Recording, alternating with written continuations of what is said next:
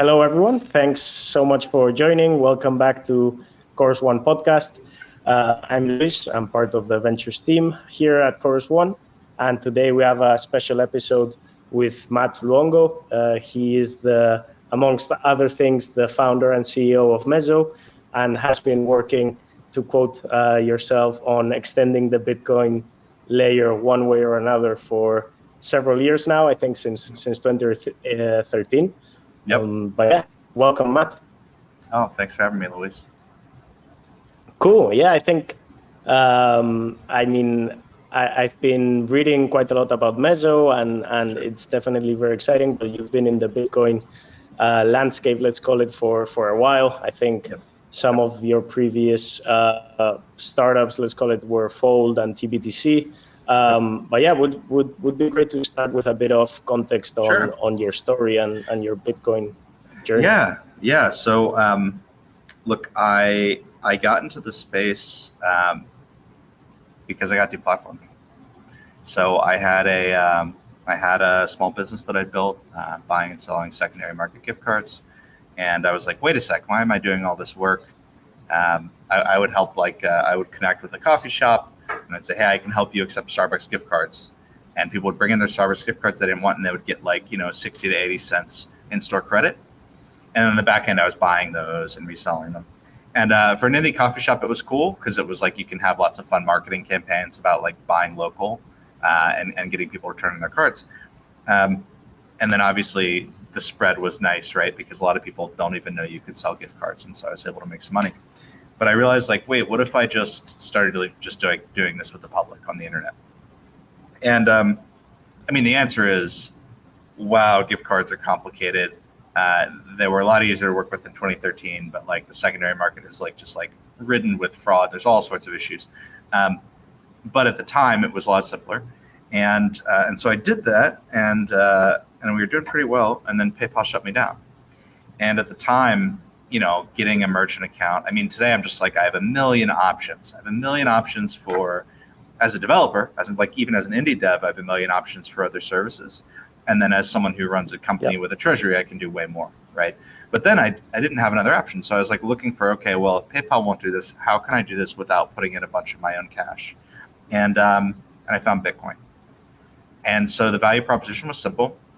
You have an old gift card, and send it to us. We'll swipe the balance and we'll sell it to someone else, and we'll send you Bitcoin. And in the first 2 days, that did $50,000 in volume, which, I was just a poor multi-time startup founder who hadn't really had any success at the time. So I got to learn about fintech the hard way. I realized there's this idea called float, and had to figure out how I could possibly move that much money through the system when I didn't have a lot of cash on me. And I learned a lot, but the biggest lesson for me was just, that was my introduction to Bitcoin. And I can talk a lot about all the sort of right economics and the Fed and stuff like that. But all that for me came later. I was already a little libertarian leaning, but Bitcoin orange pilled me because someone tried to take away my business, and it was my only alternative. Okay. Yeah, I think that's already super interesting and a very valid way. And I think many people will relate to that and how Bitcoin empowers and gives power to the people, essentially. So maybe to dive a bit deeper on Sure. the actuality, what's the story behind Mezo, and maybe if you could provide a high-level overview of what it is and how it works. Yeah, so fast forwarding from that sort of experience, that company became Fold, which was our first spin out at Thesis, which is the studio that I do all my work out of. So Fold is a Bitcoin-backed rewards debit card. It has, you can also it's basically, if you think of it, it's like a checking account for your Bitcoin. Mm-hmm. So it's very it's how can you live off your Bitcoin and you're fine with CeFi, but you want your primary asset to be Bitcoin. And so I stepped out of that business, and Will, who's the CEO, is a much better CEO for a business like that, because it just got to this point where I couldn't Like I don't have the kind of personality that's going to do incredibly well partnering with banks. Like long sales cycles and a lot of paperwork are not something that I'm great at. And so I started working on another project, Keep, and then that quickly turned into tBTC, the Bitcoin bridge to Ethereum, Arbitrum, Solana, Base, et cetera, et cetera. And so like this pattern kind of got established pretty quickly, which was just that we wanted to give Bitcoin superpowers. So like, why should other chains, like if Bitcoin is the best money, you should be able to use it as collateral everywhere. And that was kind of our thesis behind tBTC. Of course, what we misjudged was we thought, well, do everything the most decentralized way possible and the market will reward you. And what actually happened is the market rewarded what was easiest, which in retrospect is kind of obvious, right? The market was like, okay, well, first wBTC, because a whole bunch of market makers just needed their Bitcoin. And then RenBTC became the number two. And so it didn't, what I think I had a lesson as an entrepreneur, like it doesn't matter that I knew that RenBTC wasn't the real thing and that I knew that it was centralized. None of that mattered because the market didn't care that I was like shrilly complaining about it. They're like, give me a better solution or I'll use them.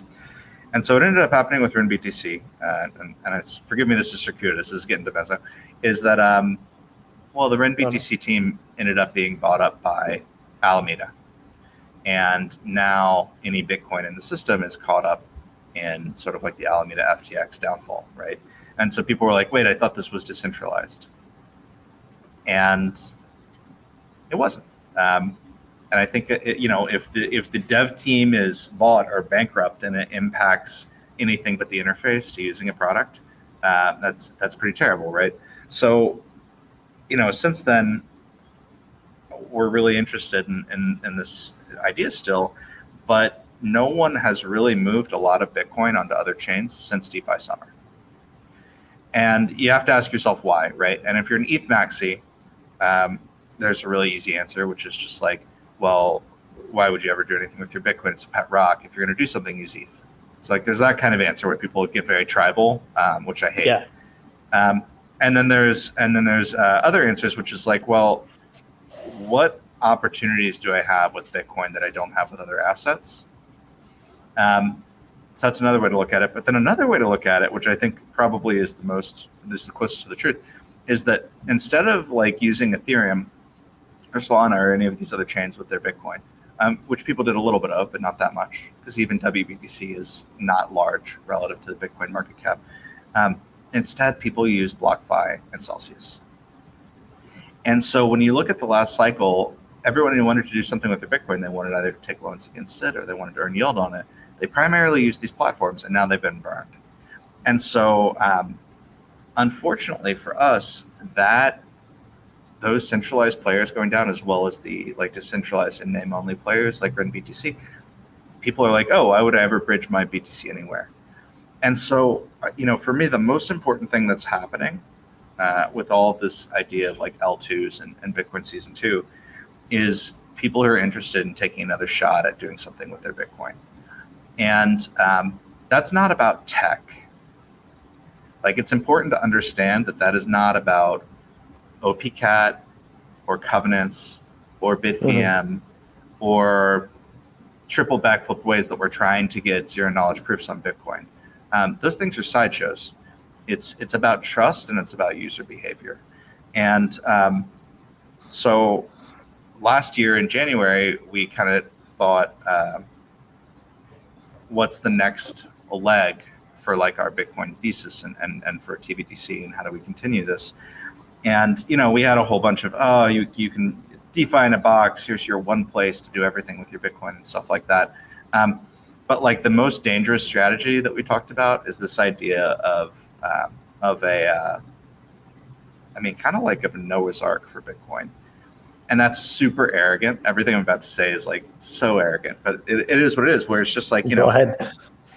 right? Where it's just like, okay, well, what if the whole market moves on and because Bitcoin's difficult to use everywhere, all these other chains just grow and grow and grow.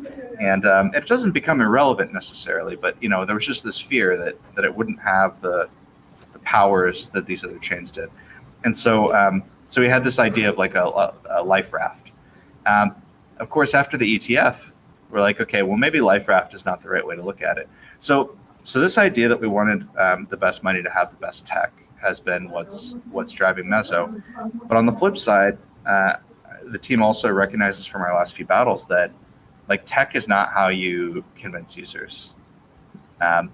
They want experiences that are 10x better.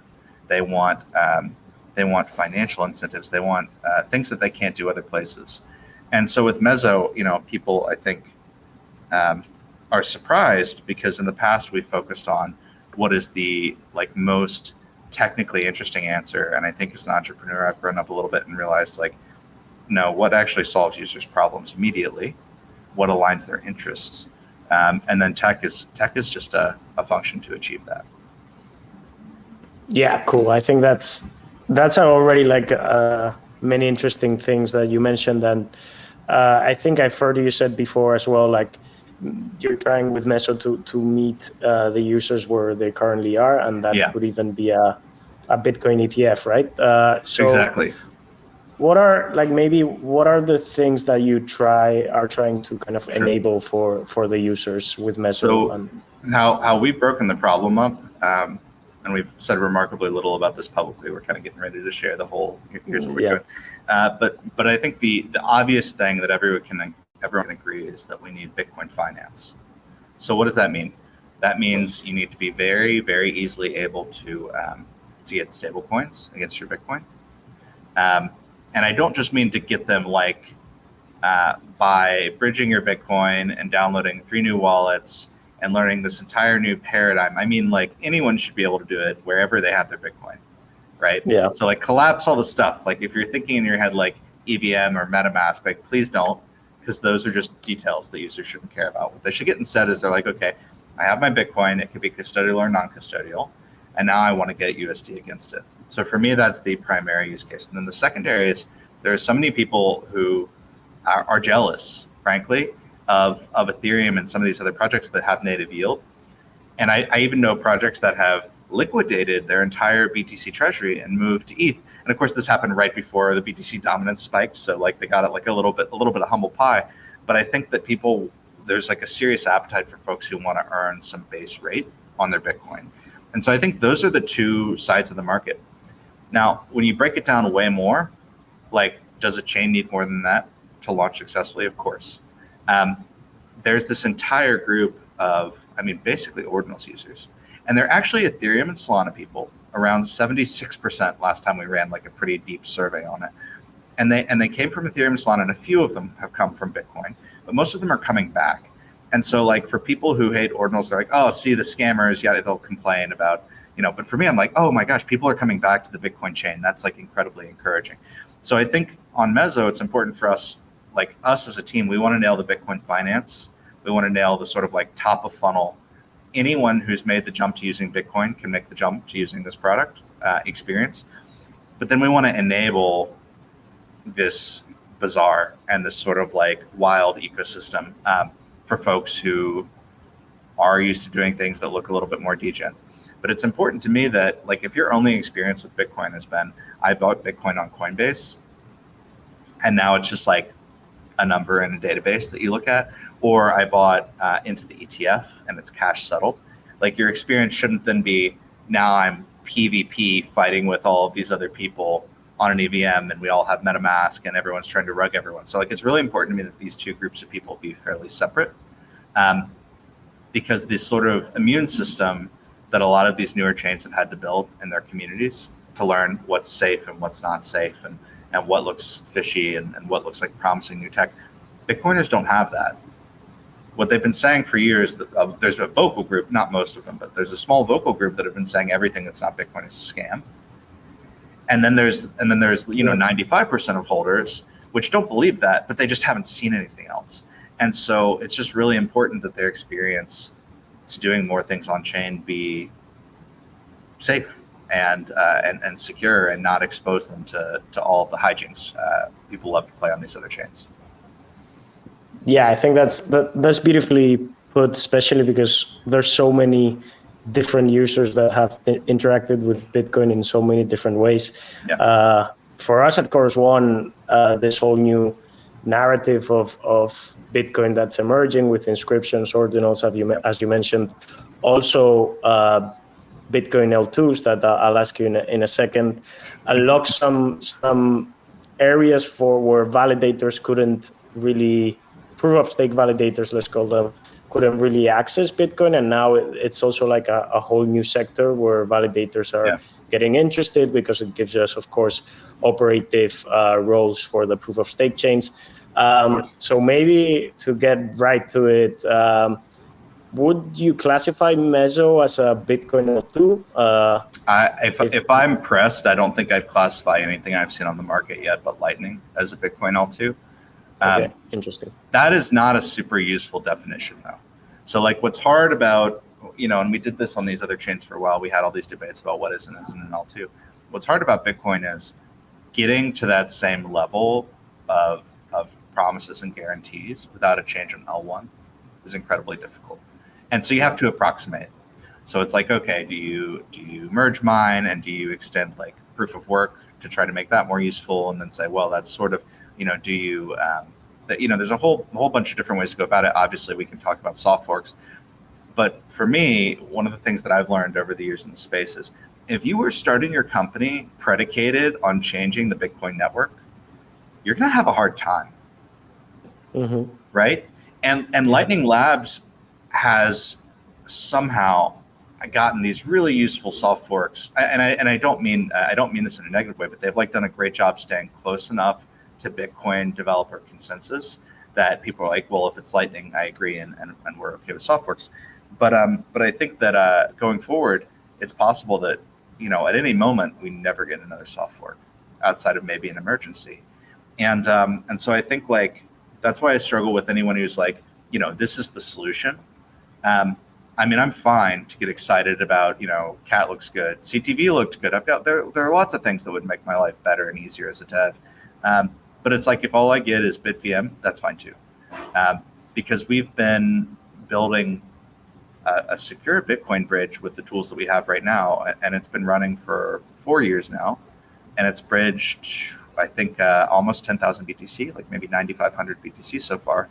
And if we can do that with the current set, well, anything that you want to do that looks like an L2, you can build.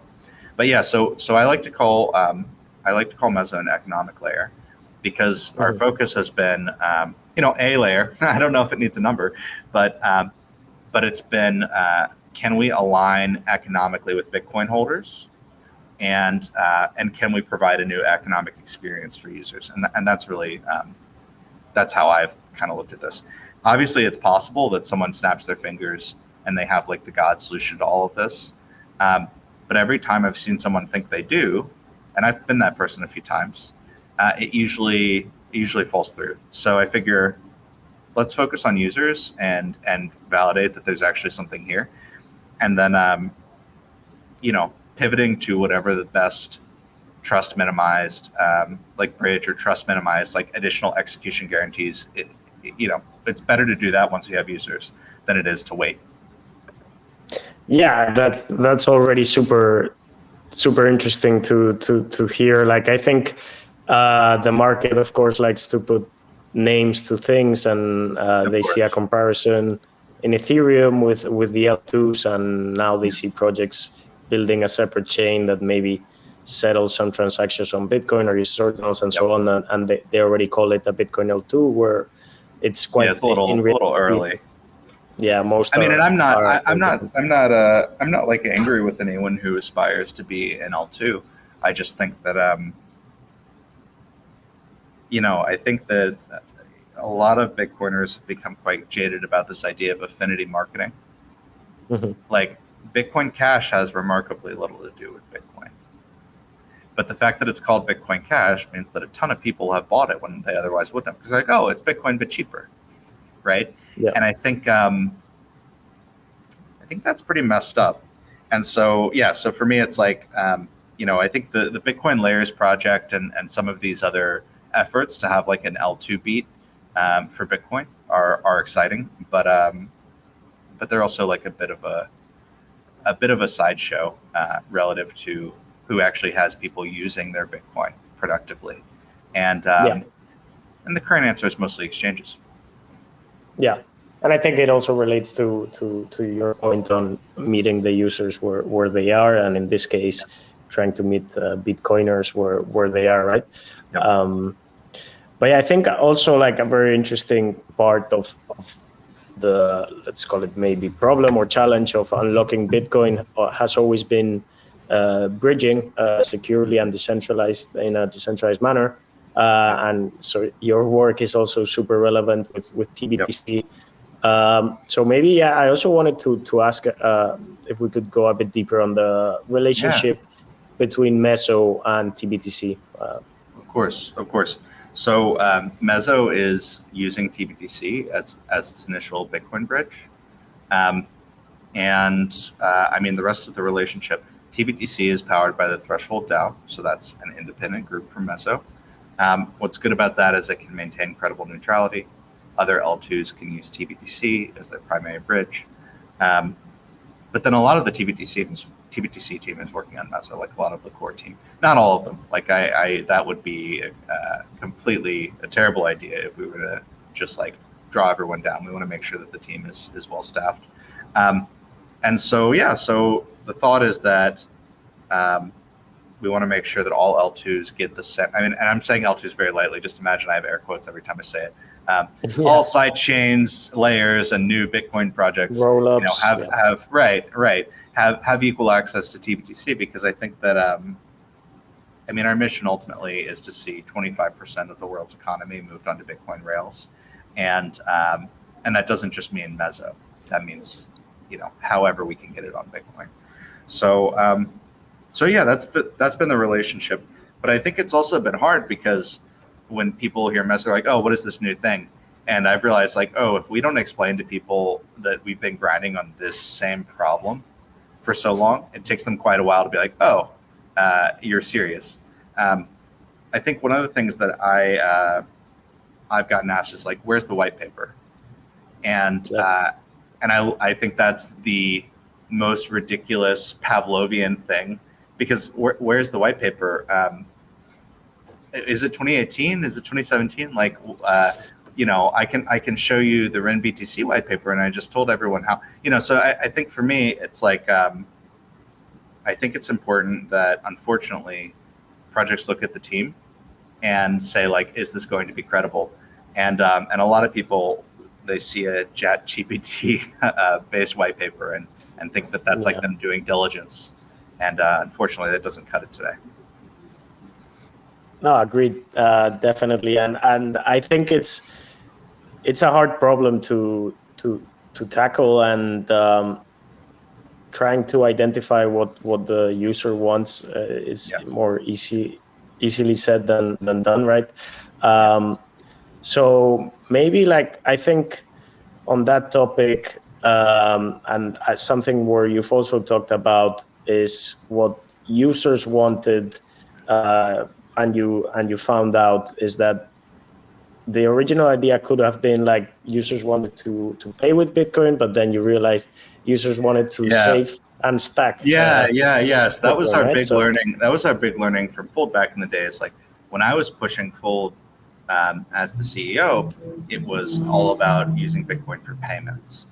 And I mean, you'll see it in all our work. Like, I have like a deep affinity toward this circular economy idea, because I think that like Bitcoin as a store of value is like it's like a step, but that can't be the only thing that Bitcoin is, right? If, like, for my ambitions for Bitcoin, for some people that's enough.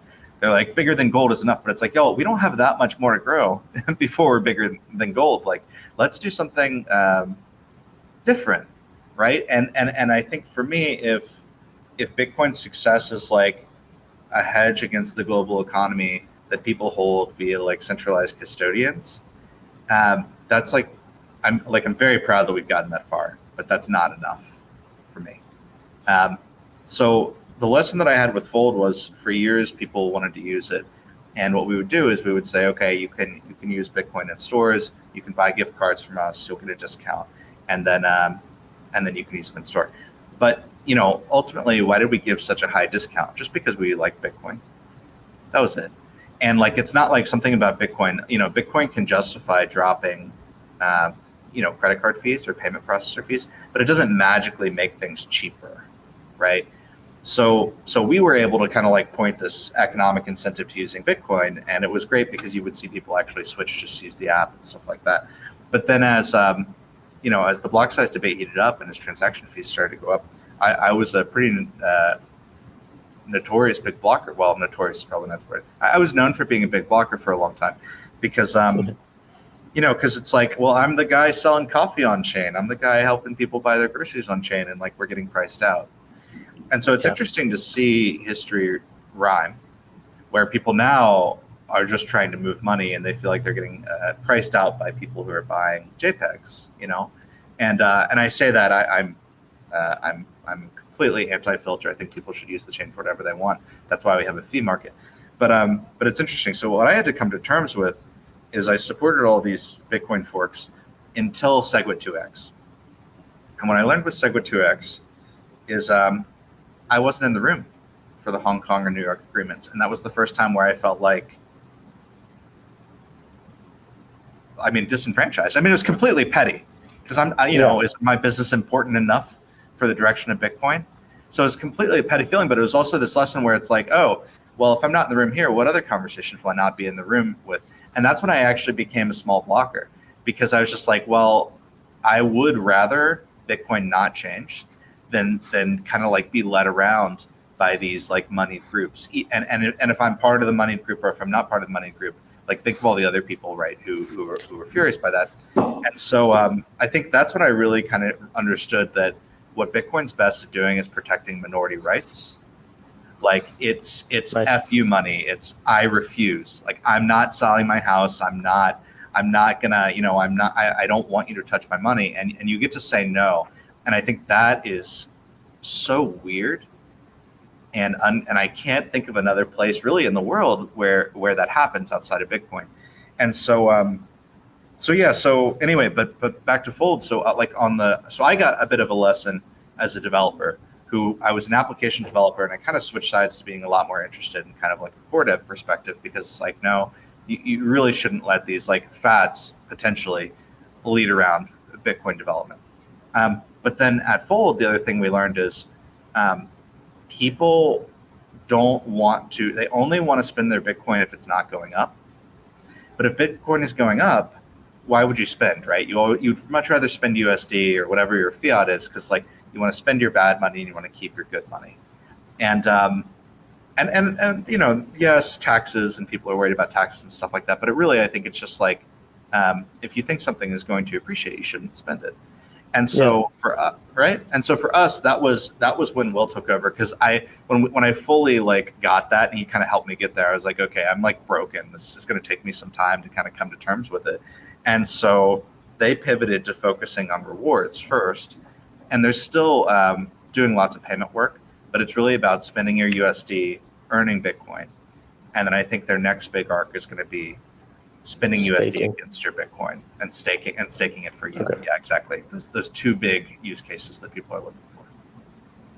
Yeah, I completely agree, and that's already like fascinating story on how Bitcoin can enable, as again, power to everyone and to the minorities, and also agree that you don't really see it elsewhere. So on staking and also on stablecoins, it would be, I know that what does this mean for Mezo? What does it mean, and maybe like if we could go a bit in detail on how does Mezo chain enable this, and how does it work? So just like a quick recap, and then we'll get into tech. So the quick recap is, like, if you were to look at what we're doing with Mezo as like trying to enable projects like Fold to do like everything that they can with as little custody as possible. So that means giving yield on Bitcoin. That means making it easy for people to take USD loans against their Bitcoin. Like, since those are our two primary use cases. So when you dive into Mezo, well, obviously there's going to be a key stablecoin component. But there's also this need for like, what is your risk-free yield on your Bitcoin? Now, it's an approximation. There's no such thing as a free lunch. There's no risk-free yield on Bitcoin. That doesn't exist in the whole world. People thinking that are people who got wrecked by Genesis, and so nothing's going to happen for free. But what we've done building the chain is we focused on, okay, how can we enable Bitcoin Fi? So part of that is taking tBTC and making the bridge just core to how the chain works. And I'm going to skip over the details of that unless you really want to dive in, because the next part I think is more interesting. But the next part for me is when we say economic layer, it's like, how do you make this worth your while for a Bitcoin holder? And we know that Bitcoin holders want yield, and we know that they want as much control over the system they're using as possible. Well, so for us, it's like, well, let's have a proof of stake system where Bitcoin is the staking asset. And so this is kind of similar, though we're a lot less pure than Botanix and SpiderChain. If you look at tBTC custody and you look at SpiderChain, like, oh, actually, this is like remarkably similar. So it's using the tBTC custody model. But then for the staking model, we have this dual token staking model. We're calling it proof of HODL. And the idea is that the longer you lock up your Bitcoin, the more of the chain's revenue you should get. So people love to be like, Jameson Lopp, I love, he pulls out like the goose, where does the yield come from? And it's like, well, where does the yield come from in Lightning? It comes from people paying fees. So if you use the chain, your gas asset is Bitcoin, and a third of that goes to people who have locked up their Bitcoin to run the chain. It's simple. And then 2/3 of that go to a treasury. Mezo is also an asset on the chain. You can lock it up for longer and longer and longer, and you get VE Mezo. And so what we basically did, going like super deep, is we took the idea of like vote escrowed, like VE tokenomics from Curve. And instead of voter escrowed, it's now validator escrowed tokens. And if you know people who are deep into proof of stake, like there's this constant problem where you don't want people to leave too quickly, because like chain security can drop precipitously and everything kind of falls apart. So we took those two ideas and we said, okay, well, if you take this VE model for validators, now you have, instead of an exit queue, you actually have people competing to lock up assets longer and longer on the chain. So you should see more stable consensus. That's the idea. And we have some math behind it that I'm pretty confident about, but obviously the market will tell us whether or not it actually works. But then the other thing that I love about this is if you just use a bridged Bitcoin to build a proof of stake system, you have this problem, which is you're building your security on an exogenous asset. And so like at any point, Bitcoin is the largest asset in our space. At any point, a bunch of Bitcoin could get dropped in and take over the chain and do something pretty awful with it. And especially when that chain is potentially securing Bitcoin that isn't opted in, right? So like you could imagine a world where you can basically get the chain 51% attacked. So it's important for us on the one hand that there be an asset that's aligned with the chain and that's not just aligned with the Bitcoin. But on the other hand, you want Bitcoin as part of your security. For years, like Bitcoin talk days, people have said, yeah, proof of stake, maybe it works, but like, I don't want to buy your bags to run the chain. And so the key idea here is you shouldn't have to. Like if you hold Bitcoin and you want to be part of consensus, like go nuts. There's yield. It'll depend on how often people are using the chain. So this is kind of our compromise between those two models. The other thing that I really like about it is that if we do decide that there's a perfect solution to this Bitcoin security problem on L2s, you can pivot to it like in a fairly straightforward way. You will already have decentralized validation. And so it's like, okay, whatever you add to this, you already have your set of validators. So like you can imagine most of these rollups are single sequencer. And because they're built on Bitcoin, it's not like there's going to be a permissionless way for another sequencer to take over if one gets knocked down. It's not Ethereum as the base layer where it's like, well, my sequencer got knocked down. And so now within this long, whoever does this, and this can now be like elected the new sequencer. That's not how rollups on Bitcoin are going to work, at least for quite a while. So what I like about this approach is it maintains some technical optionality where it's like, okay, if we do get OPCAT, if we do get CTV, if we do get one of these other solutions, we can make this thing, what starts out as a proof of stake system can become a decentralized validation system. But yeah, so that's how we're looking at it is, we think that this gives Bitcoin users what they want sooner. It gives them upside in the chain immediately, but it also gives them a place to do fun stuff. And anyway, I could talk a lot about the stablecoin design and stuff like that if you want to nerd out there, but that's the basic idea. Yeah, no, I think it's super cool to see how you have kind of funneled your learnings from your other startups and what you think Bitcoin users want, and you can now even see it in the tokenomic design of Mezo. And maybe just so we don't let people intrigued, if you could give a small overview of what you're thinking for the stablecoin design. So like insider like Bitcoiner thing, and then non-Bitcoiner thing. I think about stablecoins. That's interesting. So, one, we all want a Bitcoin-backed stablecoin.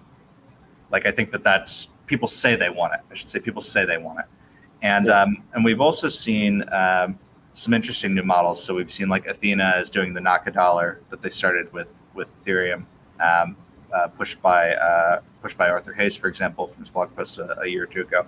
And those models are cool, but that still obviously relies on centralized exchanges. So like you really do want something that's only going to require Bitcoin backing it, and ideally there's a decentralized validation layer that's making sure it's doing what it's supposed to do, not just a whole bunch of centralized exchanges around the world that you're trusting. So our thought is like, okay, we want Bitcoin-backed stables, and then if you look at stablecoin models, there's this variable APR, like variable rate mechanism, and people, Maker does this, but you can kind of list all of the different stablecoins, Curve USD, that have all sorts of innovations.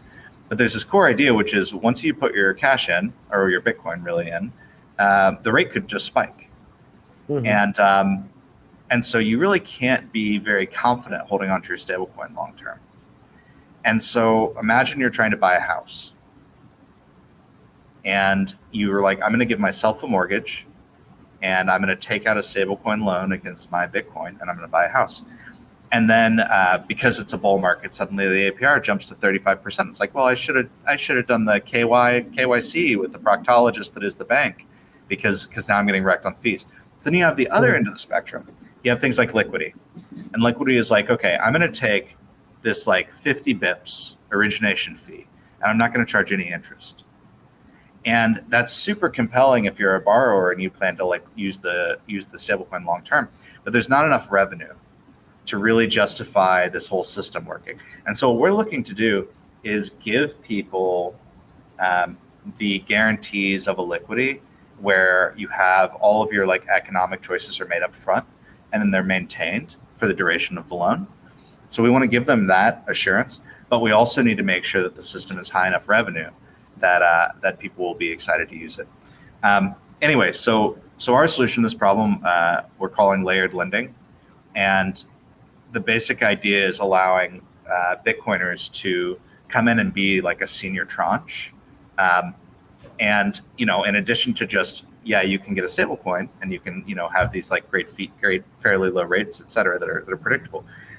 You can also delegate to some complete madman who's like wanting to go triple long like bonk to like BTC or something. And so you can actually delegate your credit authority, and so you can be the senior tranche, but you don't do that in a way that risks the whole stablecoin.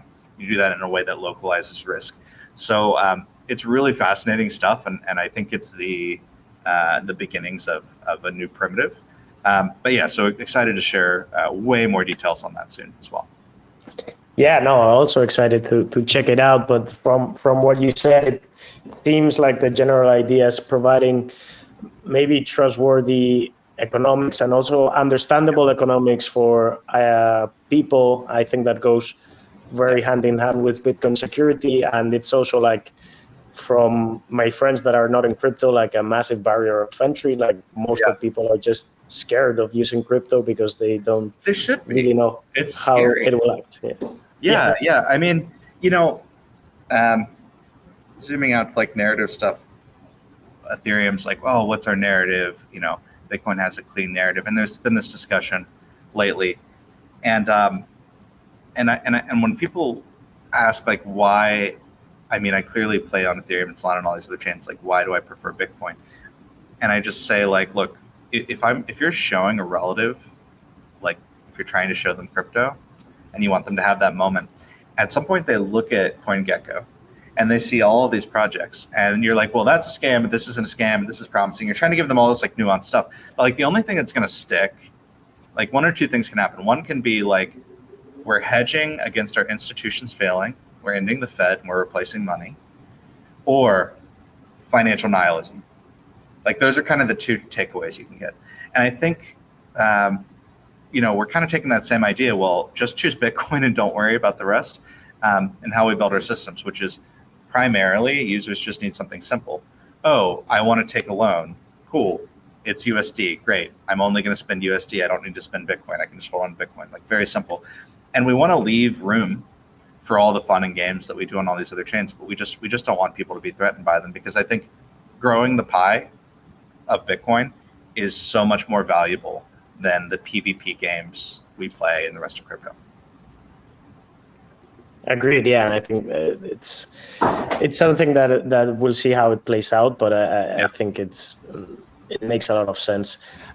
So maybe like on that topic and on why you prefer Bitcoin, I also wanted to kind of put you a bit on the spot on the design choices. And sure. I know you guys have chosen EVM as like be EVM compatible, and also try to meet people with where they are, as you said.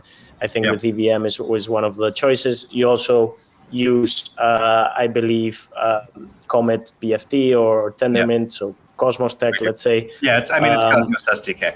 I think in the same way that we want to be a Bitcoin project, not an Ethereum project. We want to be a Bitcoin project, not a Cosmos project. This is why we try to keep that stuff secondary. But yeah, I mean, as far as the choices we've made, I want something that is battle tested. I want something that supports the economic goals of the project. So like if you have OP Stack, like cool, we've launched a chain with OP Stack. Okay, that is anchored to Ethereum. Okay, so either your gas token is going to be ETH, boo, or your gas token can be a BTC variant. And then at some point you have to sell that to buy ETH. And I think like that's so deeply messed up that that you would claim something as Bitcoin L2, but that like Ethereum having a chain split could impact it. And so that's really been our focus, is like, how can we build something independent? And yeah, so that's what's led to our tech choices. So like, people have, well, don't you want this to be in Rust? And I think that's probably the biggest, my biggest concern with Cosmos SDK is just our team is a Go team, but some of us do a fair amount of Rust in our spare time just to like keep sharp. And I would say like, I do worry about that a little bit. But if my choice as an entrepreneur is to use if my choice is both an entrepreneur and a security professional is to either use things that are off the shelf that work or to invent everything from scratch, I'm going to use things that are off the shelf. And when you want to get faster and you have user demand for something, cool, invent it yourself. But until then, like, it's going to be much safer to use something that has been battle tested. Yeah, no, I completely agree on that. I think at Chorus, like, as you know, we're very ingrained with the Cosmos community, and part of the idea of what we like it is because it's, as you said, battle tested. It has things like IBC, for example, that it's now kind of expanding into Bitcoin as well for interop. And yeah, it's just I agree that if not, everything becomes maybe a bit more redundant. And if you're trying to create a tech stack for everything, it soon becomes a bit of a mess. Yeah, so, I mean, you should only, as a person, not even as an entrepreneur, as a person trying to affect change in the world, you should be trying to choose the smallest possible thing you can do with the greatest impact. And I mean, I think it's self-evident because I've thrown myself at big problems a number of times and tried to boil the ocean, and it's hard. And anyway, so I am excited to get to better know the Cosmos community as well. I have a bunch of like early Cosmos friends, and this is our first time like fully jumping in. But nice. Yeah, I think one of the benefits of Cosmos, separate from the tech, also is that because it's been multipolar forever, Like that's the key. That's like the key idea in the community. It can be Bitcoin adjacent very easily, and I think that that's not something that Ethereum can pull off. Yeah, that's very interesting, and I'd say that if you want to see, as you said, multipolar opinions, go to Cosmos Governance, Cosmos Hub, and it gets messy. Happens over there. Multipolarity is messy. Gets very messy. But yeah, maybe in the interest of time, if we could end up with what are you excited building a community? If you do see exciting projects already building with you guys, or maybe if you talk a bit about the roadmap to conclude, that would be fantastic. Yeah, for sure. I think what I'm most excited about on our end is kind of like unveiling the stake. Like we've been all sizzle, and people are like, okay, where's the stuff? And so I'm excited to share how MUSD works. I'm excited to share kind of like our vision for a Bitcoin future. And but I mean, the thing that I'm most excited about is seeing people dust off their cold storage and do something interesting with their Bitcoin. Yeah, I think that's a fantastic conclusion to the pod. So yeah, maybe well, thank you so much for your time today. We went a bit over time, but it was super interesting. So no, you snip whatever you want to snip, and I'm excited to see how it turns out. No, definitely. Cool. Well, thanks for having me. Thank you so much.